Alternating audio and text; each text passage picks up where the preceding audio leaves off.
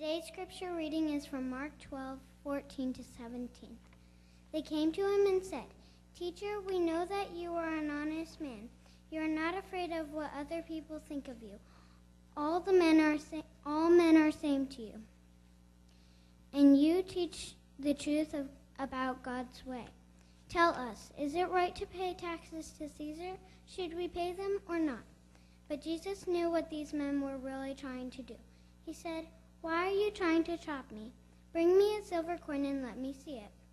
They gave Jesus a coin, and he asked, "Whose picture is on the coin, and whose name is written on it?" They answered, "Caesar's." Then Jesus said to them, "Give to Caesar what things are Caesar's, and give to God what things are God's." The men were amazed at what Jesus said.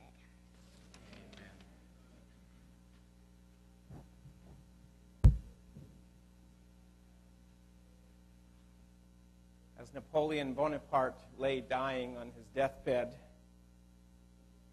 family and a few close friends and officers were around the bed, and somebody made the comment about this great leader who seemed invincible, and there he was lying at the point of death. And they said, "Nothing is as certain as death." His sister, Elisa Bonaparte, replied, "Except taxes." And that's where we get that saying from. Nothing is certain in life except death and taxes. She was the one who said that. Well, what about taxes? Do you fear the IRS? Are you faithful?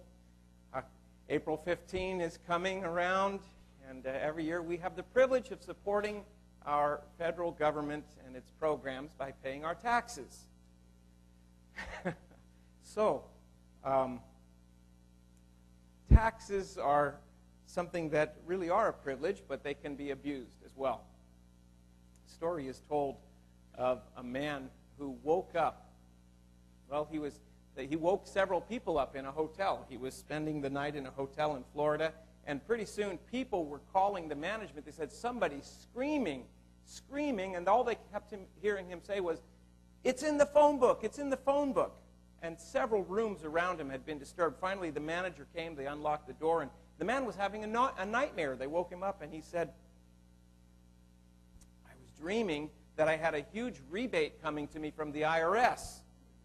But they didn't have my address, and they couldn't send it to me." And so he was screaming, "It's in the phone book, it's in the phone book." True story. Woke up several guests. The hotel management had to come in and straighten out his nightmare for him. He wasn't getting the huge rebate. But we're going to talk today about taxes. And we're going to talk about what's due to God as well. We pay our dues to the government, and we pay our dues to God. Do you give your tithe and offerings faithfully? When I was pastoring in another church long ago and far away, it was a large church, and with the pastors and elders used to sit up on the front, and so the deacons, when they collected the offering, would come up several steps onto this platform, walk to them, and then go around to collect the offering. Well, one of my friends who was serving as a deacon there came up, and I would usually I paid my tithe as soon as I received my check, and then I had nothing to give that day. I had no cash. I emptied my pockets, and I'm up there, and I'd already paid my tithe and offering, as many of you probably do online now or whatever, and the plate comes around, you don't put anything in there. It doesn't mean you're not giving. But there I was, had nothing to give, and I just kind of nodded to my friend, and he was with his back to the congregation holding the plate and saying, "Come on, man. Come on, I walked all the way up here. Now, I didn't come up here for nothing. You got to put something in this plate." And I'm trying to keep a straight face, and the congregation doesn't see what he's doing. Paying our dues to God is something we're going to talk about as well. And it's not just about paying tithe and offerings, we can be sure. So let's look at Mark chapter 12. We've been working our way through these passages where Jesus is being attacked by his enemies.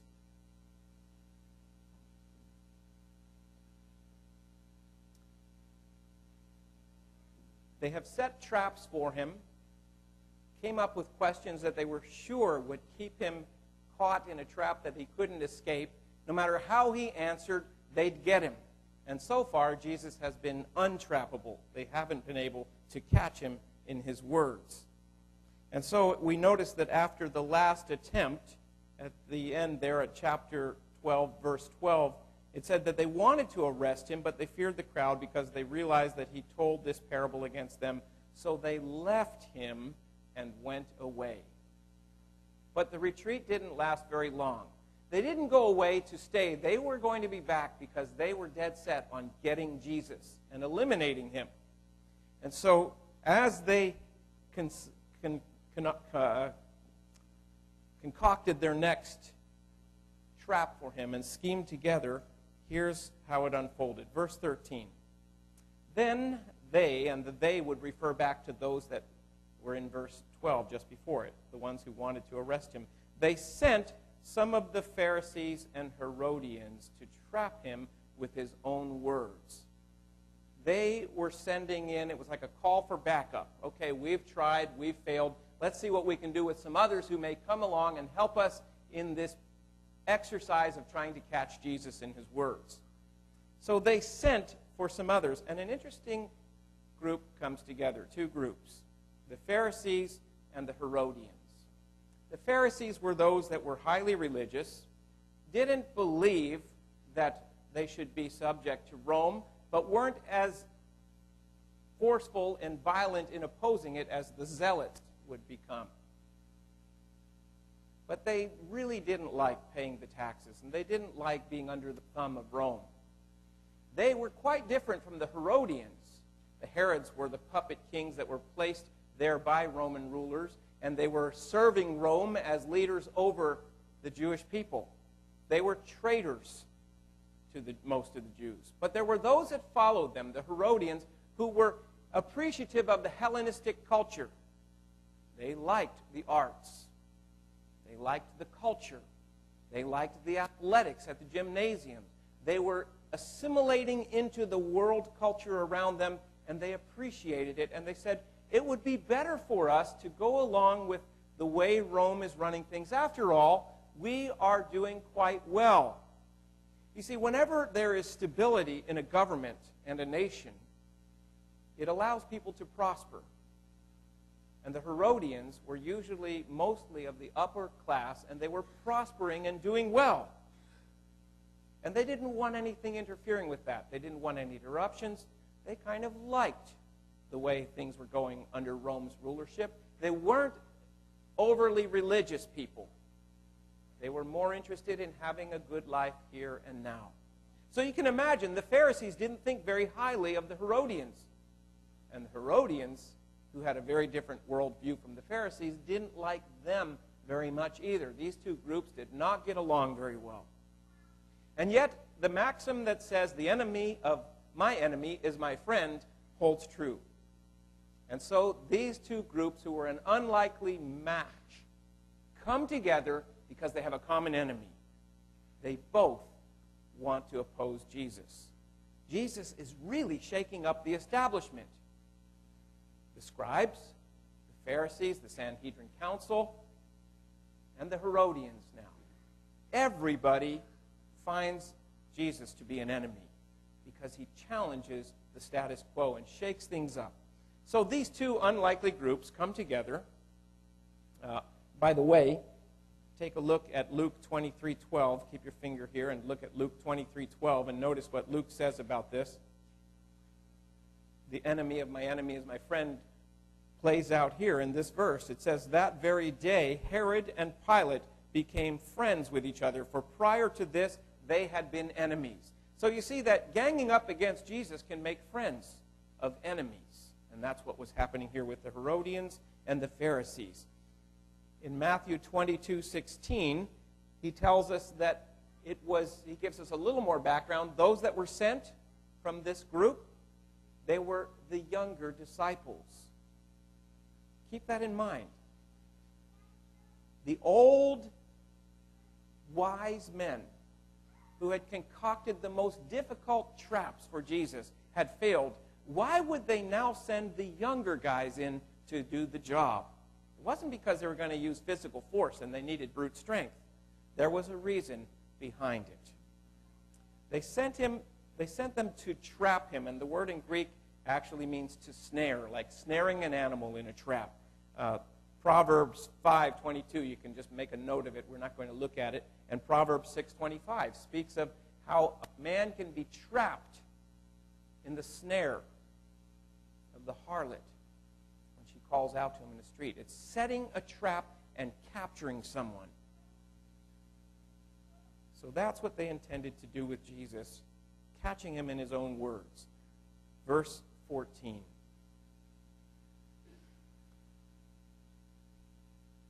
Excuse me. Forgot that I should be clicking here. All right. So they sent them to catch Jesus in his words. And in verse 14 we read, when they came, they said to him, "Teacher." Now, first of all, notice they address him as a teacher, but they're not interested in following his teaching. They acknowledge that Jesus is a teacher, and he's worthy of their following him, but they're not following his teaching at all. "Teacher, we know that you are truthful and do not count anyone's favor." This is the NIV up here. I'm reading from the Net Bible. "Because you show no partiality, but teach the way of God in accordance with truth." All right, what a setup that is. All right, Jesus, we know that you are a teacher who tells only the truth. And you don't care who you're speaking to, you're going to speak the truth. First of all, remember these were the young guys that were coming to speak to Jesus. So it's as if the setup includes this idea that they really seriously have a question they don't know the answer to. These are young disciples, and they've wrestled with this. And by the way, this is a current issue for the people. People really do want to know, is it right? It's a problem for us paying this tax. We'll talk a little bit more about why that was a problem. And we want to know what God has to say about it. And they set him up by saying, you know, everybody knows about you. You speak the truth, and you're not afraid of anybody. So in other words, you better just spill it all out right here. They line him up to just speak out, and don't be fearful. Don't worry about the Herodians. Don't worry about the Pharisees. And no matter what he says, they're going to get him one way or the other. Because if he speaks along with the Herodians and says, yes, it's fine to pay the Caesar's tax, well, the Pharisees would immediately point out, this guy is not really honoring God. Because the problem with paying the tax was that it had an image on it which made it basically a portable idol. It was a portable idol, and it was disgusting and filthy to very holy Jews. Some of them not only wouldn't handle it, but wouldn't look at it. Now, I happen to have one in my pocket here. And Tom Gates, I hope I didn't lose your couple thousand-year-old coin here, Tom. It's still here. I'm going to invite Tom to come up. He's going to share. I have a few coins in my collection, but I don't have one of these. And he is quite the numismatic expert. So, Tom, if you wouldn't mind, go ahead and stand up here where everyone can see you and tell us a little bit about this coin. I'm going to go ahead, stand up here where we can see you better, and I'm going to show you an image of it. I'll just go ahead. You have a picture. Yes. I'm going to pass it around so you can all say, I've held in my hand. This could have been the coin that Jesus actually was talking about. Where's the Go picture? ahead and explain it. I'll get to the image. Now, one of the things you'll note about this is that the side with the portrait is well centered, and you can read all the inscription. It says Tiberius Caesar, and the other side is a little lopsided. And the reason for this is the way they made coins in those days. Yeah, that's it. Terrific. They put the side, they have a little blank, and they have something like an anvil with a depression in which is carved in complete reverse the side with the portrait. So that when you put it down in this little depression, that side is going to take the strike of the hammer and hold it right there centered. The other side, well, this one is an amazing specimen because it's got all the writing on it. You can see that's also well centered. That meant that when the man hit the hammer For the reverse side of it, it landed right square on the coin. This one that I have here is much more the usual type of thing. It's kind of lopsided, and only part of the inscription shows. Then there's a big empty space off about 10 o'clock on the coin, which is the part that doesn't get struck by the hammer at all, but it's still part of the coin. Now, the unusual thing about this is this was the most widely struck and most widely used denarius of Tiberius. This coin was actually found in Palestine back in the days, the late 1800s. Mim Timlinson's father was a missionary, and he visited the Holy Land several times, and it came down to me eventually.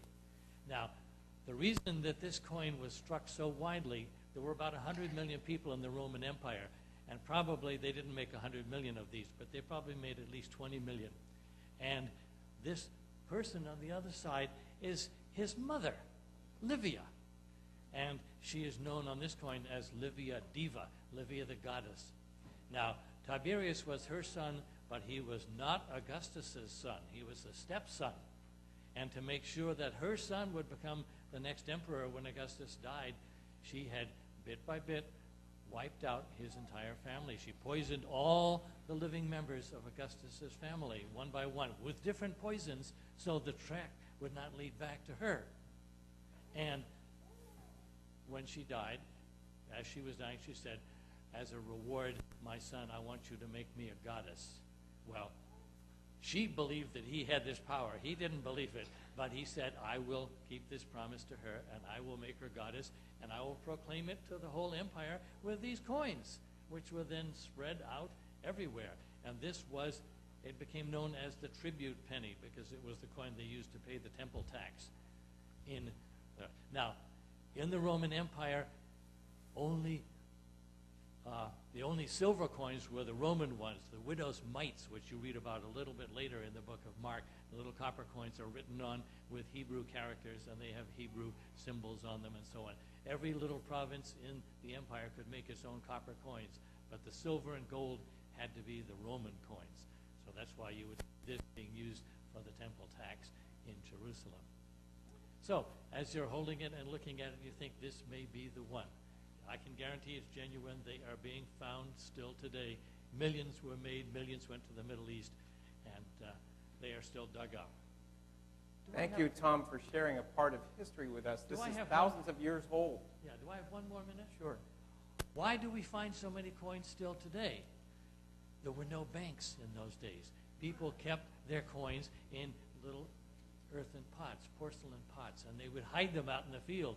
And they would say to themselves, "Okay, I'm going out at midnight and the moon is not out, and I'm going to walk 20 paces here, and then 16 paces that way, and then 6 feet down and hide all my money." Now, what happens when this man dies? Most of the times he feels sick. He says, "No, I'm not going to tell anybody where it is, because I'm going to be better in the morning." But comes that day when he does die, and he has not told his wife or his oldest son just where that pot was. And 2,000 years later, as they are building a new shopping center.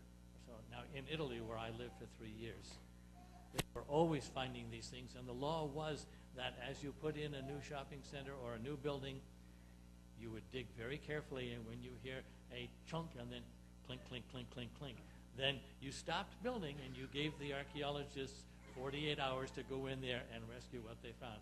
Stuff is found still all over the Mediterranean area from these pots of people's initial and final savings. Thank you very much, Tom.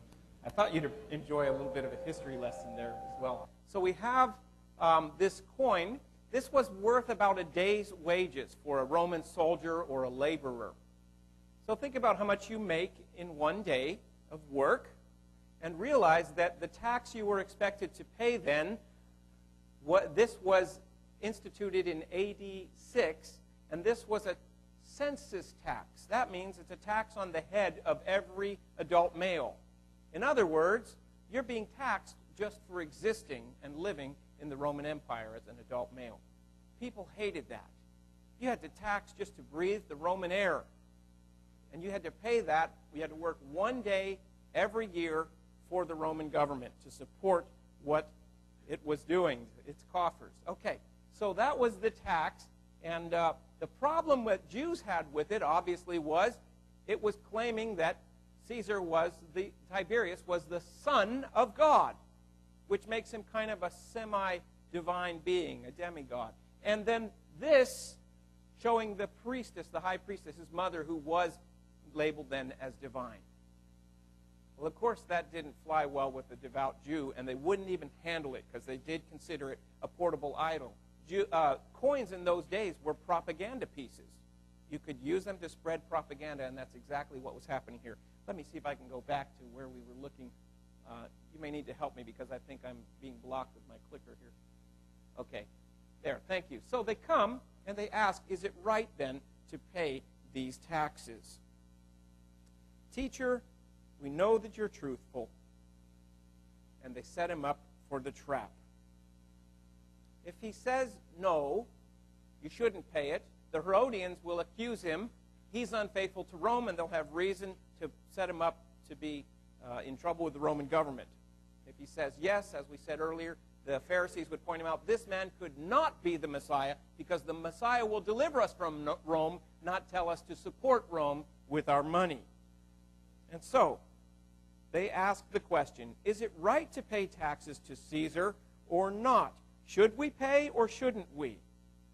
Take a look at Acts 5:37 with me. Acts chapter 5 and verse 37.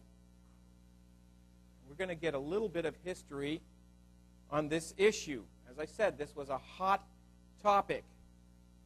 And in Acts 5:37, we see that Gamaliel was speaking regarding what are we going to do about these Christians, and you're familiar with this passage. He says, men of Israel, in verse 35, pay close attention to what I'm about to tell you, about what you're about to do to these men. For some time ago, Theudas rose up, claiming to be somebody, and about 400 men joined him. He was killed, and all who followed him were dispersed, and nothing came of it. In other words, he's saying, he's setting them up to say, just let go of these Christians. Nothing's going to come of it.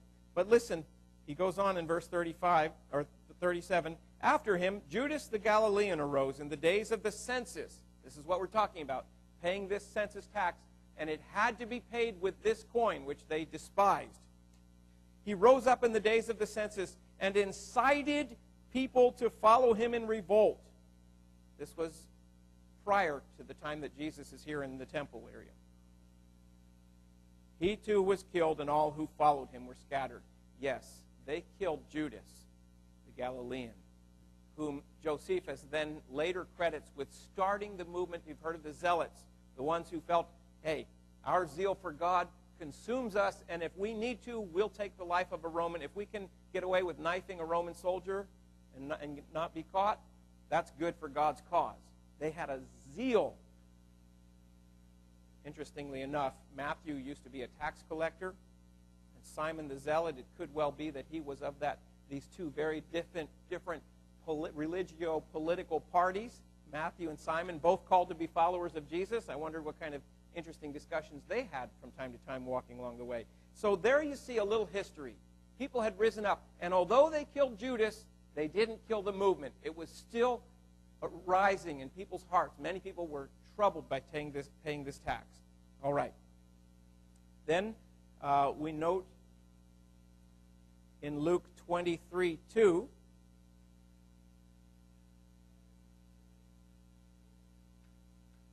one more passage for you to check out here. Luke 23:2, it says, they began to accuse Jesus then, saying, we found this man subverting our nation, forbidding us to pay the tribute tax to Caesar, and claiming that he himself is Christ the King. So in order to set him up for Pilate, they actually twisted his words. You're going to see that Jesus did not forbid them to pay the tax. But the word that went out was he forbade them to pay this tax. All right. So, tough question. Everybody's ears are perked up now. They want to know, how's Jesus going to wiggle his way out of this one? He has so far been able to evade their attacks and sneak out of their traps. This seems to be an impossible trap to escape from. He has little room to wiggle. And you can imagine they felt quite proud of themselves as they put this out and thought, we've got him. Their eyes were gleaming. The corners of their mouths were beginning to turn up in a little smirk. They were thinking, we got this guy good. And of course, the older folks who set these young boys up to go ask the question in all sincerity, they were thinking, this is the perfect trap. We arranged it just perfectly this time. I love how Jesus deals with people, and this is no exception. Verse 15, but he saw through their hypocrisy. Jesus can see through anyone's hypocrisy, can't he? I can't fool him either, and neither can you. He saw through their pretentious behavior and their flattering words. And if we are playing that game with God, we're in dangerous areas. We'd better stop soon, because Jesus sees through hypocrisy. He saw right through their hypocrisy, and he said to them, why are you testing me? Bring me a denarius and let me look at it. All right, do you remember what we said about this coin? Really devout Jews wouldn't handle it because it was an idol. Jesus really catches them off guard now when he says, you know, guys, I don't even have one on me, but would you bring me one so I can look at it? He answers their question with a question. When he says, why are you trying to trap me? Bring me a denarius so that I might look at it. Now he sets them up for public embarrassment because they have to find one. He's like, gee, I don't know, but I think we can find the answer if we examine this, can't we? He's going with a very simple and yet deeply profound approach. Listen as we read on. There's the coin. They bring it to him, and he examines it. Now, I imagine that Jesus, who didn't happen to have one, so he couldn't be accused of carrying one around and thereby paying tribute to Caesar as a god. Some may say it's just because he's poor. But nonetheless, he asked them, and isn't it interesting that they were able to produce one? Somebody had one. Listen to this. Verse 16, so they brought one.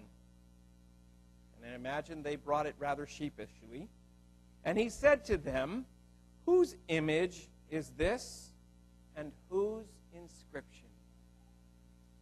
Imagine Jesus holding that coin that you guys have passed around. You're holding it in your hands. Holding it up to the sunlight and asking, whose image is this? Whose inscription is on it? Simple question. But he's going right to the profound answer. They replied, Caesar's. They had no other option but to tell him plainly what was before their eyes as well as his.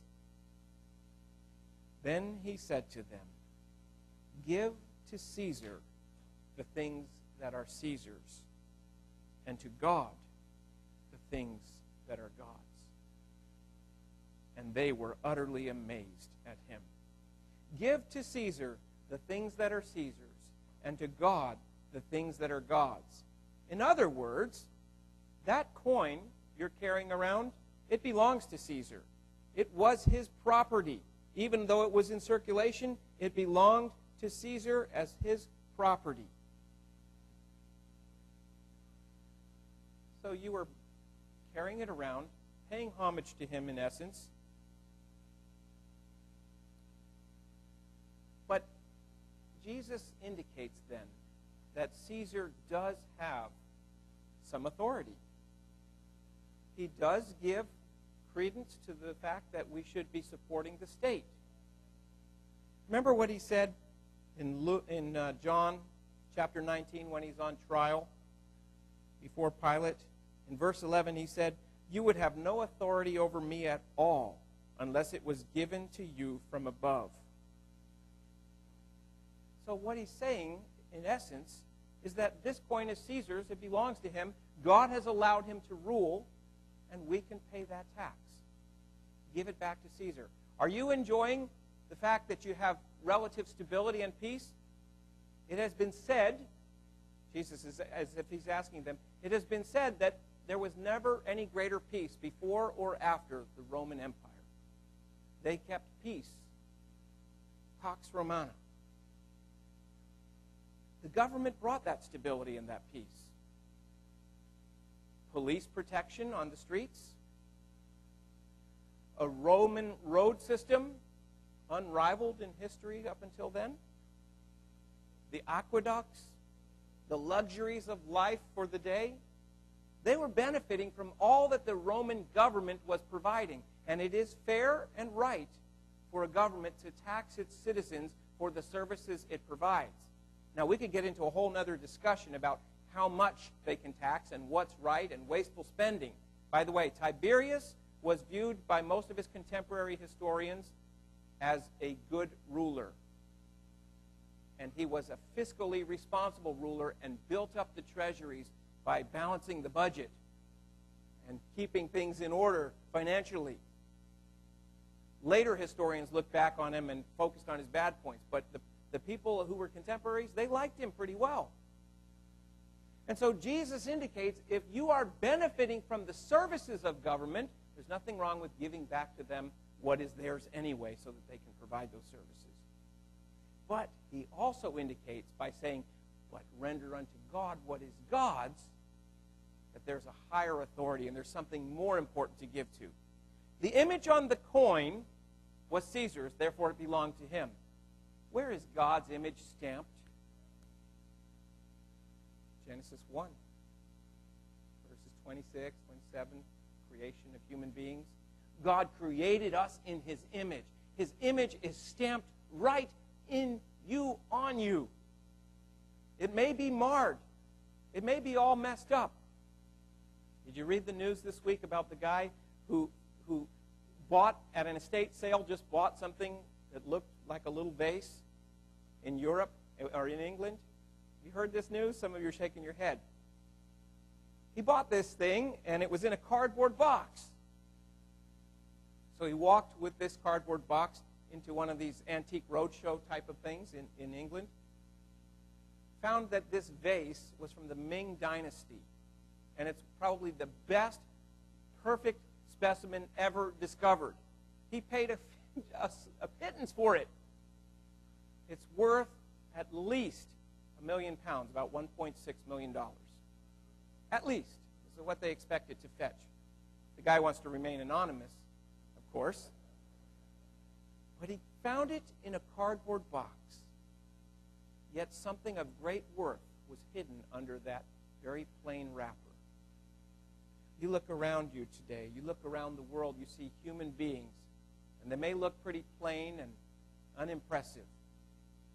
But deep in their soul is stamped the image of God. No matter what Satan has done to bring upon this planet the marring of sin and in our lives, it can't change the fact that you were created in God's image. And if his image is stamped upon you, you belong to him. Just like the image stamped upon the coin meant it belonged to Caesar, you belong to God. And when Jesus said whose image is on here, he was probably trying to create a mental link with his listeners. That the image of God is what you were created in. Therefore, render all of your being. Love the Lord your God with all your heart, all your mind, all your soul, all your strength. With everything you've got to love God because his image is stamped upon you. He owns you. You belong to him. And you should render service. So are you paying your dues? Yes, I do hope you're paying your dues to Caesar. And you know, any Christian, all throughout history, whenever Christians have had a revival or a conscientious conviction that they should do what's right by God, they always serve their government in a right way as well. Except when it comes to whether you should obey God or man, then you should obey God, right? That's the principle set out by Peter. But when there's no conflict, Christians live in harmony with the rulers that God has placed over them. So yeah, you've got to be honest. You've got to pay your taxes. I hope you're not cheating when you fill out your forms. But beyond that, what really matters is, are you being faithful in paying your dues to God? Pay what is due to Him. And I'm not talking just about tithes and offerings, folks. Yes, that's important. But are you loving Him with all your heart, soul, mind, strength? Are you giving God the best that you've got to give? Are you living up to His claim upon your life? Jesus said that's what we should be doing. Give unto God that which belongs to God. I wouldn't want to be found holding back. I wouldn't want to be found holding back that which God expects to be rendered to Him. We have some parables that we can think of. We'll look at some of them later, but you know that Jesus made it quite clear. We should be paying our dues to God.